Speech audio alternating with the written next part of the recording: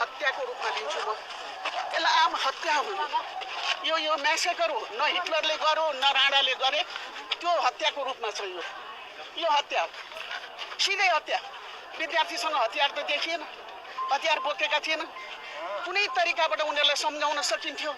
एकैचोटि बुलेट हान्ने काम भयो, गोली हान्ने काम भयो, उनलाई गोली हालेर मार्ने काम भयो, दन्नादनी गोली आएन। के त यो छाती त कसरी सहला? के त्यो बच्चा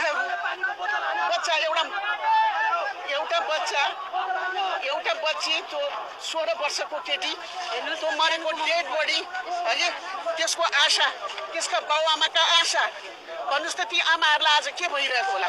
अब उहाँले आफूले बोल्नुभयो यो कुरालाई आम हत्या हो भनेर मनन पनि गर्नुभयो। अहिले आफै चाहिँ नि अब प्रधानमन्त्रीको कुर्सीमा हुनुहुन्छ भने उहाँले केही न केही त गर्नु होला नि भन्ने किसिमको अपेक्षा छ कि छैन तपाईँलाई?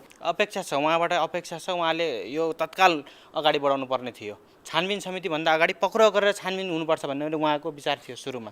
तर कुर्सीमा पुगेपछि के भयो त्यो हामीलाई थाहा भएन। भनेपछि उहाँको त्यो मन फेरियो कुर्सीमा पुगे कसरी फेरियो त्यो उहाँलाई थाहा होला।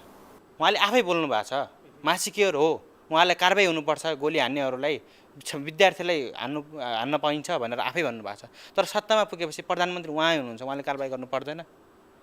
भ्रष्टाचारका फाइल खोल्नु भने 5 दिनमा भ्रष्टाचारीहरू सबैलाई जेल हाल्नुपर्छ भनेर उहाँकै अभिव्यक्ति छ। खै त अहिलेसम्म एउटा भ्रष्टाचारका फाइल खोलेको त्यो सङ्केत देखिएको छैन र छानबिन सुरु भएको छ।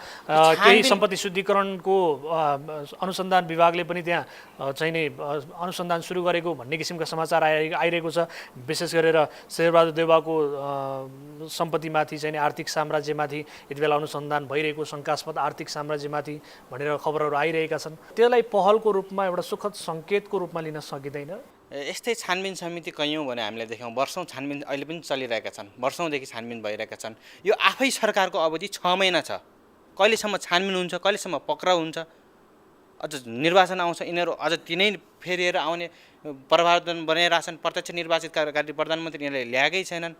यो छानबिनमा विश्वास कसरी गर्ने? आफ्नै सरकारको आयु 6 महिना छ, 3 महिना छानबिन गर्छन्, फेरि प्रतिवेदन बुझाउलान्। यो समय यसरी यो योगदान खेर जाने देखिएको छ।